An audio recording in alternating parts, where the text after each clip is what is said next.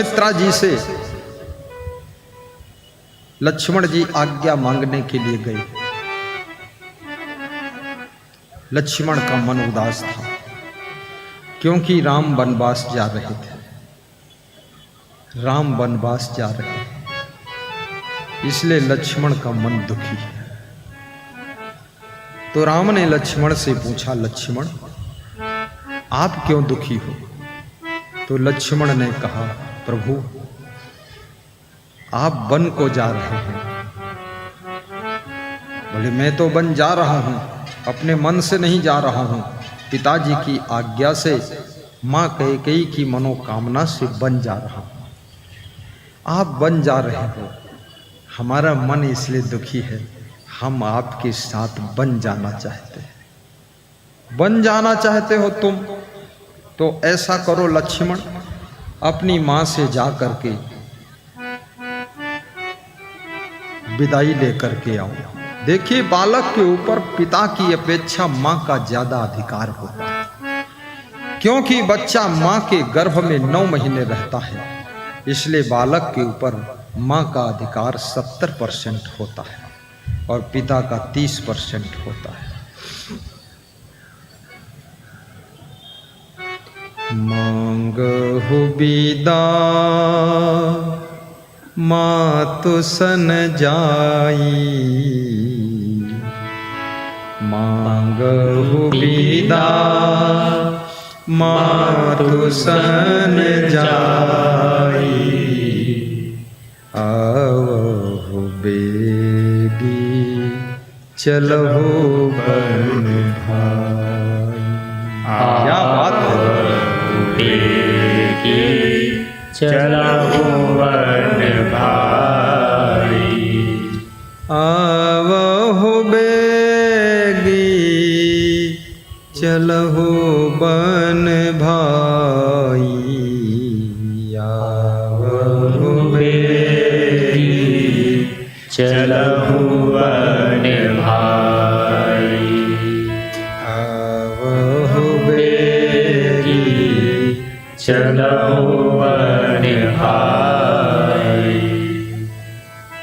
मांगहु बिदा मातु सन जाई, मांगहु बिदा मातु सन जाई। राम को मर्यादा पुरुषोत्तम क्यों कहा गया? क्योंकि राम कभी उदंड व्यवहार नहीं करते थे। राम कहते हैं, हे लक्ष्मण, अपनी मां से जा करके विदाई मांगो। मैं नहीं कह सकता हूं तुम मेरे साथ चलो, और यदि मां आज्ञा दे देती है तो फिर दौड़ करके आओ, क्योंकि देर हो रही है, क्योंकि मेरे लिए आदेश हो चुका है।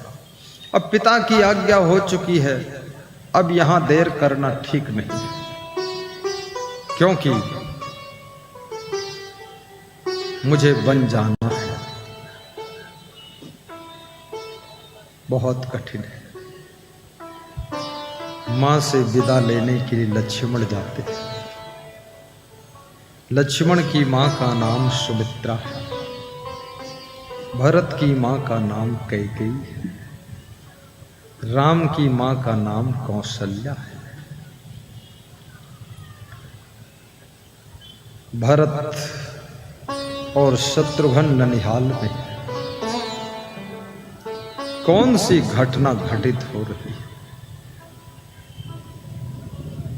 2 भाई ननिहाल में, 2 भाई अयोध्या में। महाराजा दशरथ भवन में बेहोश पड़े हुए हैं। राम को वन जाने का आदेश देने के बाद महाराजा दशरथ का होश नहीं रह गया। महाराजा दशरथ बहुत दुखी हुए, लेकिन महारानी कैकेयी से वचन हार चुके। प्राचीन समय में राजा महाराजा भी वचन का पालन करते थे, और रघुकुल में रीति रिवाज थी रघुकुल रीति सदा चलिया, रघुकुल रीति सदा चलिया। प्राण जाई पर बचन न जाई,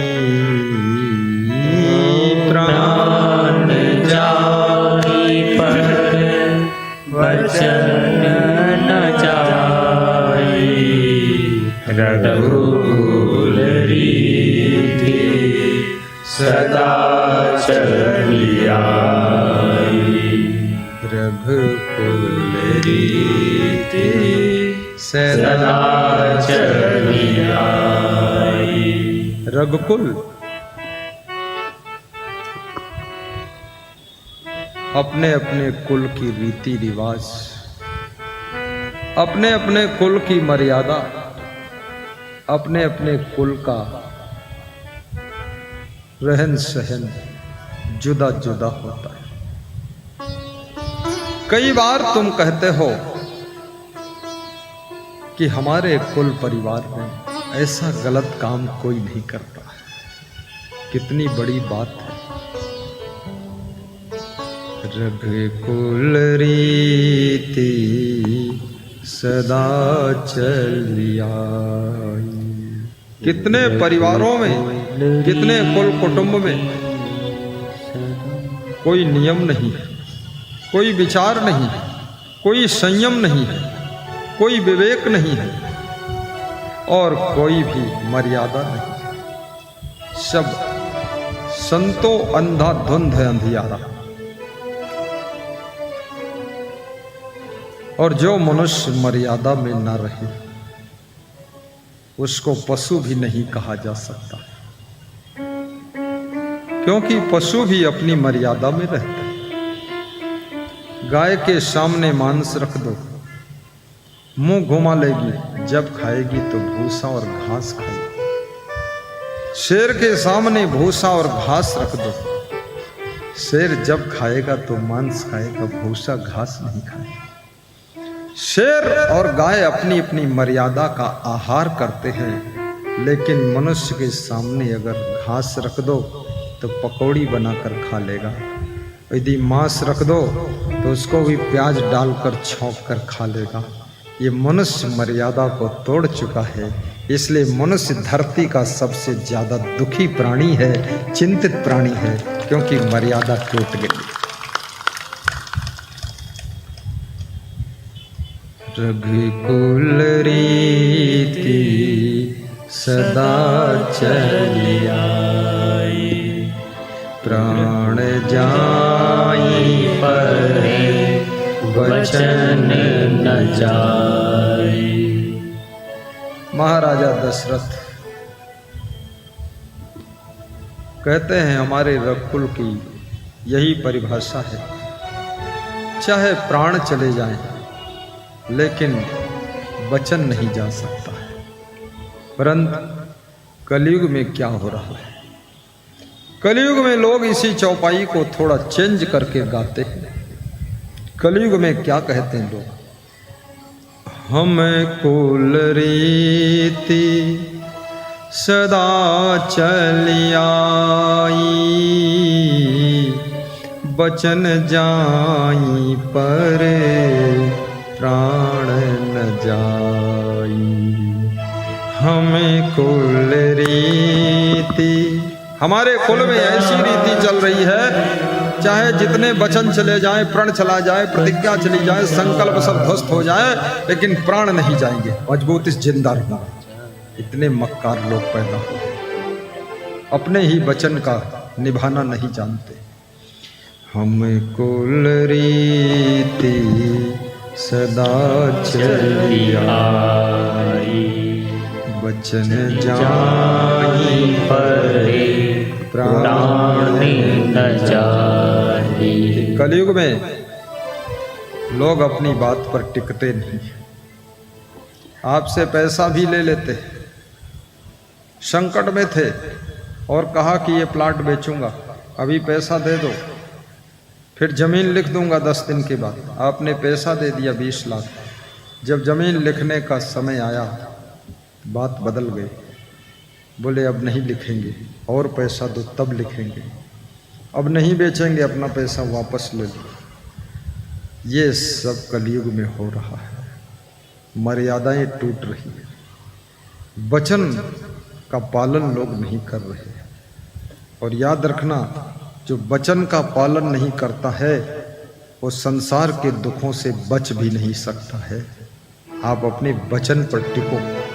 संकल्प लिया था साधु बनने का, वचन दिया था गुरु से कि मैं संकल्प करता हूँ, ब्रह्मचर्य का पालन करूँगा, आपके चरणों में रहूँगा, आपका दास बनूँगा। 2-4 साल गुरु के पास रहे, उसके बाद सब वचन, संकल्प, प्रतिज्ञा सब खत्म। न जाने कहाँ कहाँ घूम रहे हैं, कहाँ कहाँ खा रहे हैं, कहाँ कहाँ बैठ रहे हैं। सब नियम संयम तोड़ करके, मनमानी करके। पहले कहते थे कि बस आपके आज्ञा में ही चलूँगा, अब आज्ञा छोड़कर आगे आगे पता नहीं किधर चल रहे हैं। ऐसा सब स्थिति है, यही कलयुग है। बचन जाई पर प्राण न जाई, मांगहु बिदा मातु सन जाई, आवहु बेगी चलो बने भाई, आवहु बेगी चलो बने भाई, आवहु बेगी चलहु बन भाई, आवहु बेगी चलहु बन भाई, मांगहु बिदा मातु संग जाई। हे लक्ष्मण, अपनी माँ से जा करके विदाई मांगो। मैं नहीं कह सकता हूं तुम मेरे साथ चलो। बालक और बालिका के ऊपर माँ का बहुत बड़ा हक होता है। लक्ष्मण माँ से विदा मांगने के लिए जाते हैं। माँ क्या कहती है देखिए। लक्ष्मण के मनोभावों को माँ पढ़ती है। लक्ष्मण की चेहरे की भाव भंगिमा को माँ रीडिंग कर रही है। हर माता पिता को अपने पुत्र और पुत्री, बहू और बेटा के चेहरे की भाव भंगिमाओं को देख करके मन के अंदर कैसा है ये रीडिंग करना चाहिए, अध्ययन करना चाहिए। शास्त्र का अध्ययन आसान है, ग्रंथों को पढ़ना आसान है। ये science, mathematics, physics, chemistry, botany, biology, zoology, sociology, agronomy, ये सब सब्जेक्ट पढ़ना आसान है, लेकिन आदमी को पढ़ना बहुत कठिन है। अपनी बेटी को भी पढ़ो, अपने बाप को भी पढ़ो, ये बहुत बड़ा शास्त्र है। अगर आपको आदमी को पढ़ना आ गया तो संसार में तुम कभी फेल नहीं हो सकते हो। आदमी को पढ़ना सीखो। आदमी बहुत बड़ा शास्त्र है। जो दुकानदार ग्राहक को पढ़ लेता है वो दुकानदारी में सफल होता है। जो नेता वोटर सपोर्टर को पढ़ लेता है वो राजनीति में सफल होता है। जो डॉक्टर मरीज को पढ़ लेता है वो अपनी डॉक्टरी में सफल होता है। और जो साधु अपने भक्तों को पढ़ लेता है वो साधु भक्ति बढ़ाने में सफल हो जाता है। याद रखना, जो पति पत्नी एक दूसरे को पढ़ लेते हैं वो गृहस्थी में सफल हो जाता है। बोलिए सद्गुरु भगवान की जय जय जय जय जय जय हो। धीरज धरे अवसर जानी, धीरज धरऊ अवसर जानी, बोली सहज सुहृद मृदुबानी, बोली सहज सुहृद मृदुबानी, धीरज धरऊ सुअवसर जानी। मां सुमित्रा ने धीरज धारण किया और धीरज धारण करके सुहृद जो हृदय को सुंदर लगे और सहज और मीठी बाणी में क्या बोला, बेटा तुम मुझसे आज्ञा लेने आए, तुमको देर हो जाएगी, क्योंकि अविद्या यहां नहीं है। जहां राम तहां अवध निवास, जहां संत तहां तीरथ वासु, जहां राम तहां अवध निवासु। जहां राम है वहीं अविद्या है, जहां संत है वहीं तीरथ है। मुदु मंगलमय संत समाज, जो जग जंगम तीरथ राजू, जो जग जंगम तीरथ राजू, मुदु मंगलमय संत समाज। संतों का समाज मुद मंगलकारी है। तीर्थराज प्रयागराज, चलता फिरता तीर्थ संतों का समाज है। आज यहां कल वहां परसों कहां, नरसों जहां तहां। गया में सत्संग करके 15, 16, 17 मार्च को गया में सत्संग हुआ।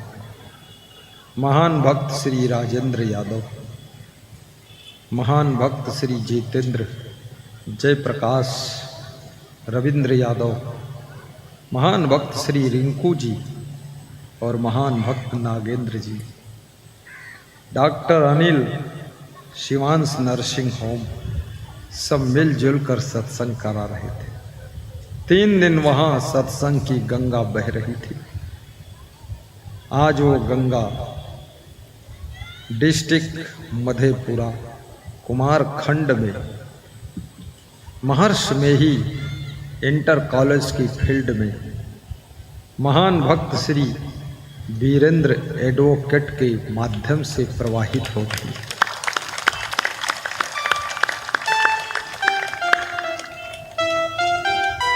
मुदु मंगलमय संत समाजू, मुदु मंगलमय संत समाजू, जो जग जंगम तीरथ राजू, जो जग जंगम तीरथ राजू। महान भक्त श्री वीरेंद्र को व्यास का दी आशीर्वाद दे रही है। लाखों भक्तों में से किसी के मन में भाव होता है कि गुरुदेव को बुलाऊं, गुरुदेव का सत्संग कराऊं। ये इनकी असीम करुणा है। ये महान गांव है सिंहपुर, जहां के लोग सेवा में लग गए। सबके लिए भंडारा भी बन रहा है और 2 जगह भंडारा बन रहा है, स्कूल में भी बन रहा है और श्री वीरेंद्र के घर पर द्वार पर भी बन रहा है। जिसको जिधर इच्छा हो उधर खाओ, जिधर जाओ उधर खाओ, इधर भी खाओ उधर भी खाओ और उसके बाद चाहे जिधर निकल जाओ। ऐसा। बैठिए वीरेंद्र जी, विराज जी। मुद मंगलमय संत समाजु, जो जग जंगम तीरथ राजू। कल मुझसे श्री वीरेंद्र जी कह रहे थे, गुरुदेव भीड़ बहुत होगी, बता रहे थे भीड़ बहुत होगी। तो कल मैंने देखा, जब मैं आया तो यहाँ केवल 50 लोग थे, तो मैं सोचा अरे वो बता रहे थे भीड़ बहुत होगी, यहाँ तो कोई है ही नहीं। और ज्यों ही 4 बजे तो देखा पंडाल फुल है। आज मैं देख रहा हूँ कुंभ मेला जैसा भीड़ है, कुंभ मेला हो रहा है। सुन लो मेरे भाई बहना, बंदगी हमार है और लगता सबके घर में, लगता सबके घर में, लगता कुमार खंड में घर घर त्योहार है। लगता कुमार खंड में घर घर त्योहार है। घर घर त्योहार है, घर घर बाहर है। घर घर त्योहार है, घर घर बाहर है। लगता कुमार खंड में घर घर त्योहार है। लगता कुमार खंड में। आइए वीरेंद्र जी, घर घर त्योहार है। घर घर बाहर है, घर घर त्योहार है। घर घर बाहर है। आइए, आगे जगह बहुत है, आ जाइए, सब आ जाइए, बहुत जगह है ये साइड में। कुमार खंड जिधर मंच बना आया त्योहार है। लगता इस भजन पर पुरस्कार मिला है। आया त्योहार है, आया त्योहार है। घर घर बाहर है, लगता कुमार खंड में घर घर त्योहार है।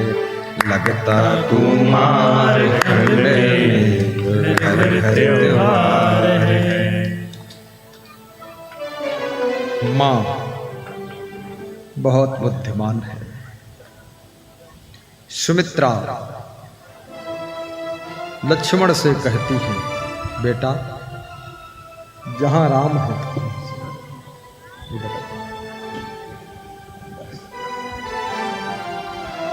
ये जहां राम है वहीं अयोध्या है। जहां संत है वहां तीर्थ है। जहां सूरज है वहीं दिन है। जहाँ भानु तहाँ दिवस प्रकाश। जहाँ भानु तहाँ दिवस प्रकाश। जहाँ राम तहाँ अवध निवासु। जहाँ राम तहाँ अवध निवासु। जहाँ राम है वहीं अयोध्या। आज आपका गांव प्रयागराज तीर्थ के समान है। ये कोई साधारण नहीं है कुमारखंड। तुम लोगों का परम सौभाग्य है। जहां संत तहाँ तीर्थ वासु। मुद मंगलमय संत समाजु, तू मंगलमय संत समाजु। जो जग जंगम तीरथ राजू, जो जग जंगम तीरथ राजू। सुमित्रा ने लक्ष्मण से कहा, लक्ष्मण अयोध्या में तुम्हारा कोई काम नहीं है, तुम राम के साथ जाओ, लेकिन एक बात याद रखना बेटा, वन में साथ जाने के लिए जितनी उत्सुकता है वहां जा करके मनमानी मत करना, ईर्ष्या द्वेष मत करना, मोह लोभ मत करना, क्रोध भी ना करना, राम की छाया बनकर रहना। बड़ी मार्मिक बात कहा है।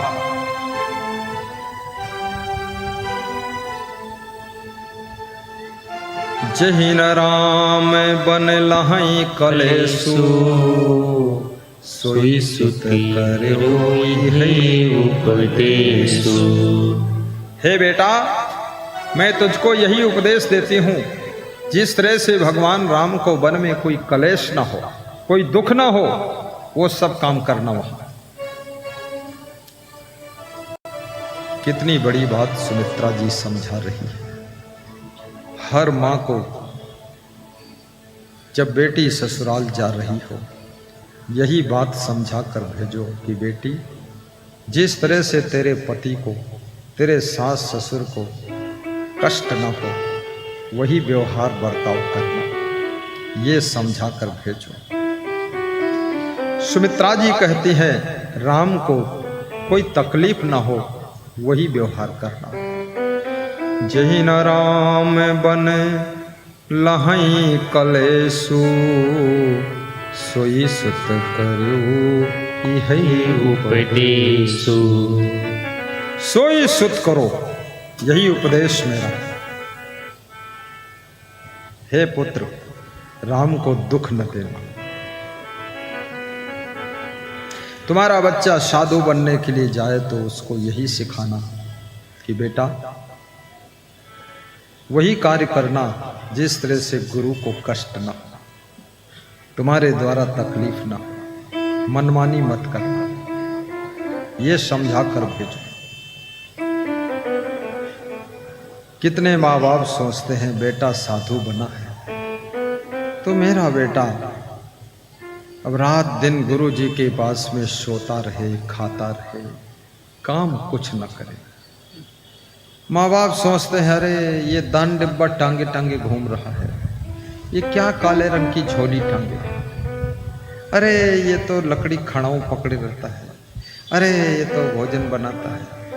और घर में वही बेटा बोरा ढोता था, वही बेटा बोरा ढोता था, भैंस का गोबर ढोता था, गुरु के पास आ गया तो ऐसा उसको गलत शिक्षा दे रहे। याद रखना, मनुष्य जीवन में सभी कार्य करना पड़ता है। बेटी को भी समझाइए, वही बेटी घर में भैंस की नांद में पानी भी भरती है, भूसा भी डालती है, भैंस को इस खूंटे से उस खूंटे में चेंज भी करती है, गोबर भी उठाती है, चारा भी काट लेती है और दूध भी दूह लेती है। लेकिन जब बेटी पत्नी बन करके ससुराल जाती है तो माँ समझा देती है कि बेटी ससुराल में अब भैंस का गोबर मत छूना, खुद ही तू भैंस बनकर रहना।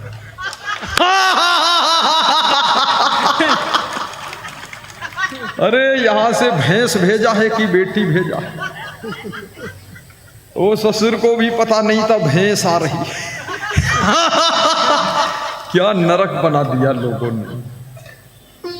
अरे ससुराल में गोबर उठा लेगी, कंडा पाथ देगी, छेना पाथ देगी, झाड़ू लगा देगी, अपने जानवरों को डील कर देगी, थोड़ा अपनी व्यवस्था संभाल लेगी, तो इसमें बुरा क्या है।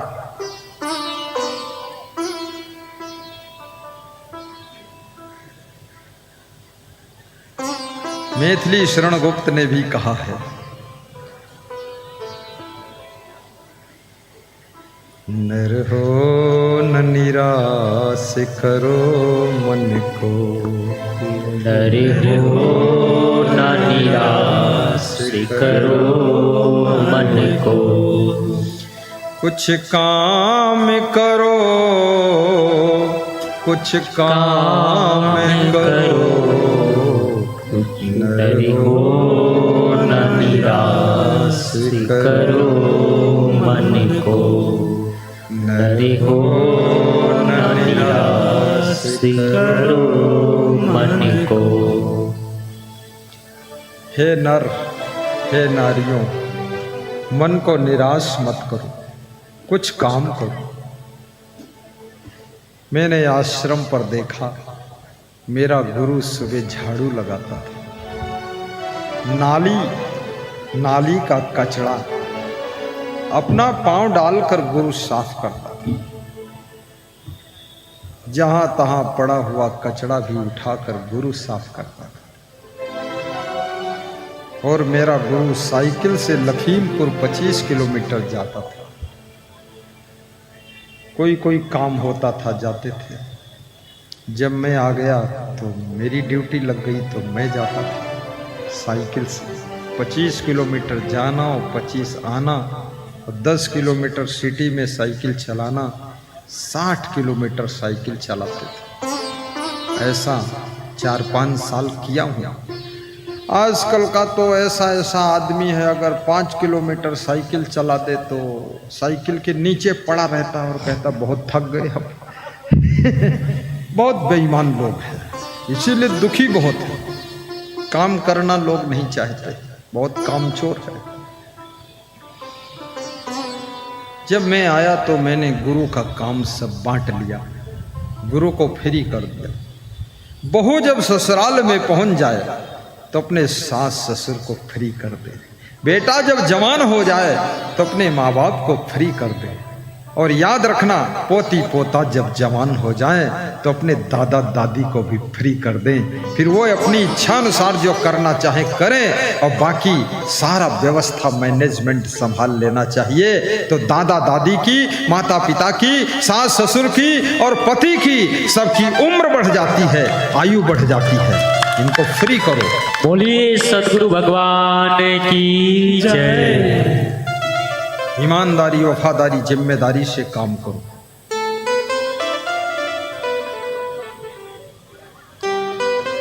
राम के साथ में लक्ष्मण बन जा रहे हैं।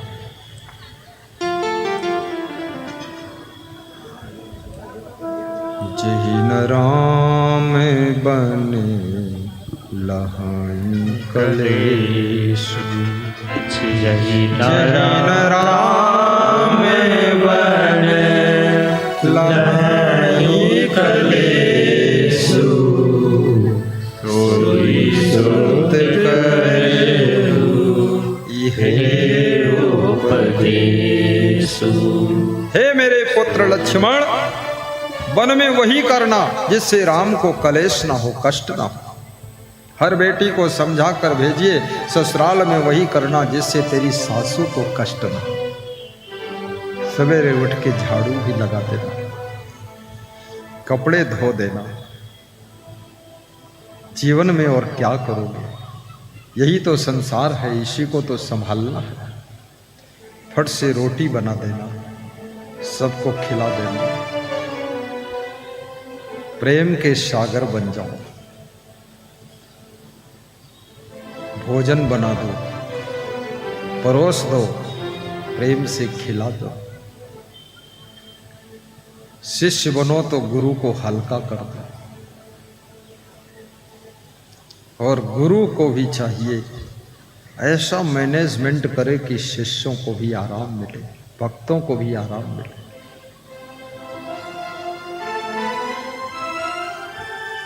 साहिब बंदगी, आइए।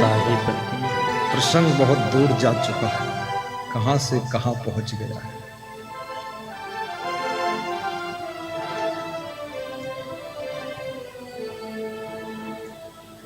राम के साथ में लक्ष्मण वन चले जाते हैं, सीता जी भी साथ में जाती है। सीता जी कहती हैं, मैंने विवाह अयोध्या के साथ नहीं किया है, मैंने विवाह राम के साथ किया है। जहां मेरे राम रहेंगे वहां मैं रहूंगी। मुझको अयोध्या के महल का सुख नहीं चाहिए, मुझे तो मेरे राम के साथ में जंगल का दुख भी सुख है, मैं उनके साथ जाऊंगा। जब पति संकट में हो, पति दुख में हो, पति बीमारी में हो, पति कर्ज मर्ज में डूबा हो, और जब पति हर तरफ से संघर्ष में घिर गया हो, उस समय नारी की परीक्षा होती है कि ये धर्म पत्नी है कि केवल आराम पत्नी है। उस समय परीक्षा होती है। इसलिए याद रखना, 4 चीजों की परीक्षा विपत्ति में होती है। हलवा खाने वाले चेले तो बहुत होते हैं, खूब खीर कटोरा भर भर कर पीते हैं, लेकिन गुरु के ऊपर जब कोई संकट आ जाए, गुरु के पास गरीबी आ जाए, गुरु की व्यवस्था थोड़ा डगमगा जाए, तब जब शिष्य टिकता है वही शिष्य होता है। बाकी तो सब नालायक भीड़ इकट्ठी हुई थी सब।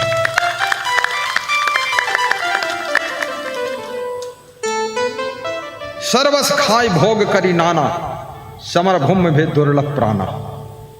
खूब खीर पूड़ी भंडारा चल रहा है, लंगोटा बांध के चेला बनकर बैठे हैं, लेकिन खिचड़ी चालू हो गई, चेला राम विदा हो गए। ये कौन मॉडल का चेला, बेईमान आदमी। अरे खिचड़ी हो, कार में चलना हो, चाहे पैदल चलना हो, चाहे नंगे पांव चलना हो, हम पक्के शिष्य हैं, हर दुख में शामिल हो जाएंगे। और याद रखना, तुम्हारे हर कष्ट में जो शामिल हो जाता है, तुम्हारा कष्ट भी आधा हो जाता है।